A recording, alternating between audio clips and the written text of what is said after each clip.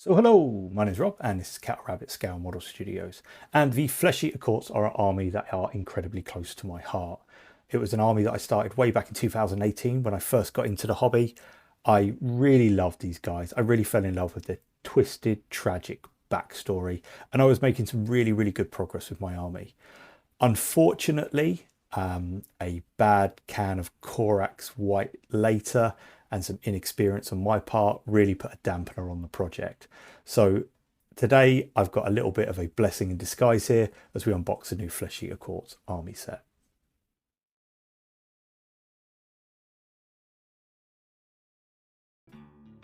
So before I get started, Flesh Eater Courts, the army set, a massive thank you for Games Workshop for sending this out to me nice and early to play around with. It is a faction I love.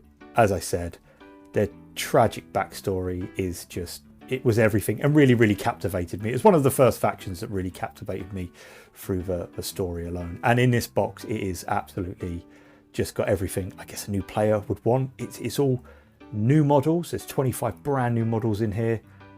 New Velf Cortier, you get all the data cards, enhancement cards, tokens, and it's a lovely box set. So in this video, I am going to be going through it. We're going to be taking an absolute look at everything, all of the new models. Loved that Courtier so much ever since they previewed it recently. Just can't wait to get started with this one. As always, like and subscribe, all that good stuff. I'll leave any information in the description box below. And yeah, let's just crack on. Let's just waft in that new plastic goodness here. Now, I really like this box. It is all new models, as I said. You've got the Crypt Ghouls, the Warden, the Velf Cortier, and the Moreg Knights, which are I just absolutely. Ghouls riding bats, come on now, it's just perfect. There's a lot I can say about this box. Pretty much all positive, I got to tell you. However, obviously I'm trying to condense this all down into a bit of an encapsulating video. However, I'm going to point out my only gripe I have with this, and that's this. Once again, I pointed this out with my Cities of Sigmar unboxing. There is no art card, which is a shame because the artwork in this box and what the design team's done is absolutely stellar. Look at this battle tome. This is a special edition battle tome. It's absolutely gorgeous. But on the back, you've got what they think they look like to what they look like. Now, I don't obviously collect the art cards and things like that. It never really bothers me. However, I just think it was a missed opportunity that you could have had that framed on your wall. Obviously, you've got instructions. I'll go through these a little bit later on. And then looking at the actual insert, you've got this fantastic artwork, which is just really cool. And this would make a great background if you're taking pictures of your miniatures and things like that. And it's a shame, once again, that the art card either wasn't this printed onto something or the artwork that was actually on the battle tome. But aside from that, everything else's jobs are good, and if you ask me. These are the enhancement cards. We'll have a look at those later. This was something that we saw in the Cities of Sigmar box set as well, so I'm not going to go too much into them. You get your 25mm bases. These are for your Crypt Ghouls. And then on the other side here, you've got your big base for your Courtier and your smaller ones for the Moreg Knights. I think I'm saying it right, Moreg. We kind of call them Moreg because pronunciation isn't my strong point. And then you get data cards. Once again, it's got the beautiful artwork of what they look like, what they think they look like on, which it's really cool. But we're gonna, I'm gonna move the cutting mat down, and we'll actually start looking at the sprues and things like that. So before I forget, all the sprues I'll put up nice pictures of right at the end of the video if you do want to pause it later on and look at them. But we are going to start with the Warden. This is the big bat-like Crypt Ghoul Courtier thing that Warhammer recently previewed. It's got the massive wingspan on it, and he's perched on a little bit of a tactical rock, which is fairly cool and quite in keeping with the lore, as these are the new, I guess, big bad, quite small bad, fun size bad, if you will. They're the ones that spot kind of people encroaching in their territory. Off they go, and they lead their packs out to feast, rip them apart, and then come back. So they're almost like the watchmen of the Flesh Eater Courts, which I think is really cool. You've got these lovely big flat panels on the wings. I can see this one being a big painter's piece, as it's got that really cool dynamic, perched on a rock pose, and it's got, it's got a fantastic detail. There's not much point me talking about the detail. It's Games Workshop. It's always really, really well detailed. But that's the Gore Warden. Then next up we have the new Velf Cortier. Now this is one that I used to have, this janky old Finecast one. I didn't know it was Finecast. I notoriously am not a big fan of Finecast. However, I really like what they've done with the new Courtier. It's got those really elongated, stretched out limbs. The head does come in a couple of sections, which you might need to do a little bit of filling, but other than that, it's great. These are like the saintly, regal ones that are in the abattoirs that believe them to be some sort of saint, when really they're just these absolute, just feral, ferocious beasts that are just hungry all the time, that will just literally rip you from limb to limb. They're dirty on the battlefield as well, which I really, really like. They're just a really, really cool unit, and I'm so glad that they got redone in plastic. This was something that I was really hoping for when the new Flesh Eater Court started to be previewed, and lo and behold, we got it. Then we've got the Moreg Knights. Now these guys are really interesting, especially from a lore point of view. They come on these bats called Night Shriekers. These are almost like feral, bloodthirsty, frenzy bats that what happens is the Flesh Eater Courts get promoted, and they kind of like, yeah, go and get a mount, get your royal cavalier. And what tends to happen is the Night Shriekers will just rip apart these, ghouls as they try and mount them, until they kind of work out that in actual fact, if we let them ride us into battle, we'll get to kill more and eat more. So in actual fact, they kind of have like a mutual understanding after they've, killed quite a few Crypt Guard and things like that. But they're really cool. There's quite a lot of head options, as you'll see in the instructions later on, and there's also some nice options as well for the riders as well, which does a kind of crossover into the Crypt Guard. Once again, love the looks of these. These things just look nasty and vicious, and they're all kind of like emancipated. They've done a really stellar job with these, and they're just, I can't wait to paint these guys up. And then lastly, we have the Crypt Guard. These are the Crypt Ghouls. Now, normally you'd have to do something pretty amazing to kind of be blessed by your courtier king, your archregent. However, sometimes just through pure service, you can get little promotions within the Flesh Eater Courts. And these guys, they're the Crypt Ghouls that have, been quite devout. So off they get. They've got like these little scraps of armor, like one will have like a leg plate or just have a pauldron, and they're sent into like the armories, and they see them as these big golden shimmering armories of weapons and stuff. And they're just probably like piles of absolute weapons stuck in just decay, and in actual fact makes it a bit worse because they get these weapons and they're just absolutely rancid, full of disease. So it's probably not much better if they were sharp. A few points: the banners. I love the banners. They've kind of got these flayed flesh banners, which I absolutely adore, thinking that they're waving these royal flags and heraldry about, and they're not. It's flayed skin on some pole, and they rock up, and the opposing army's thinking, what's going on over there? What are they doing? And they're kind of just manic ghouls. I love the Flesh Eater Courts. I think they have so much character. And then we can move on to the instructions and talk about assembly a little bit more. Okay, so to begin with, the first thing I noticed in these instructions, we've got this really cool little base sizing guide. I've never noticed these before, but I thought that was just a really nice touch, especially if you're a new player and you're a little bit unfamiliar with base sizes. Then we can start with the Gore Warden.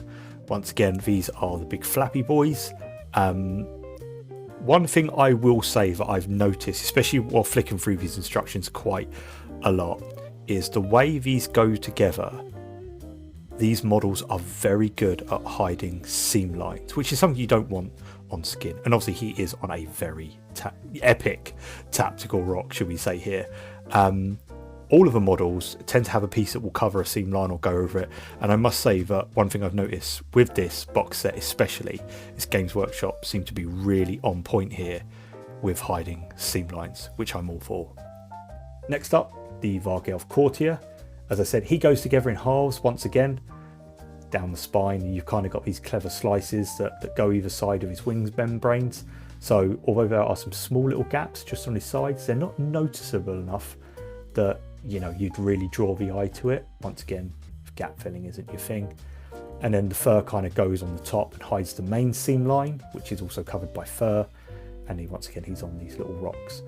One thing I will say about the Courtier, as much as I really do love it, because his head's tilted to the side, it feels like the base should be facing sideways, not dead on, because otherwise he's not really looking at anything. So I did try and twist him a bit more round on the base. However, I couldn't quite get it. Someone's just looking from the side. But you know what? Seeing him all painted up, really pleased with it.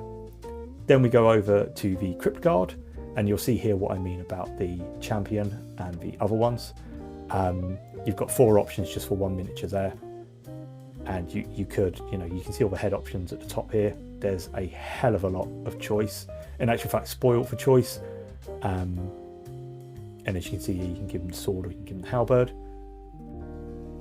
And then if you wanted to, you could take the offhand weapon, switch it round, and you can actually make a couple of extra variants, which is, you know, once again, there's a lot of miniatures here and a lot of variants as well. As you can see, the guy down here makes, he makes 3, he makes 3. You've got 4 for the first guy. So in actual fact, there's about 6 variants. Even with the 20 you get in the box, there'll still be 6 variants in actual fact you can't make.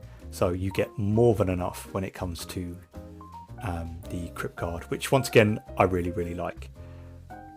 The other thing I will say, I really like design-wise what they've done with these guys. Like some of them have like just scraps of armor on, and they've actually got quite a lot of character to them, which I really do like. Then as we go on to the Moreg Knights, you'll see here that there's a few head options for the riders and also the Night Shriekers, they are called. There's 5 head variants for the 3 models, and then you get about 8 of the head variants for the Crypt Ghouls. One thing I did notice as well is it would be very easy to take heads off the Crypt Guard and change them over for the riders. So in actual fact, I don't think the heads are too much of a problem. Once again, these go together quite smart. Obviously, these seam lines are hidden around the spine that kind of pokes out, and it goes together quite tight. And then there are a couple of variants you can make. Once again, obviously you've got the guy with the sword, you've got the guy with the spear. There's no reason to say if you can't give your champion the spear, so in actual fact you can make a 3rd variant if you wanted to. Although the Night Shriekers tend to be quite static, the riders, there's a bit of scope there for an easy kit bash if you are going to take a few of these, which once again, really like. They are designed quite cleverly again with like their collars and things like that, being hidden by clever slices and bits of plastic, and the only thing really underneath that you don't get to see is a bit of a seam line.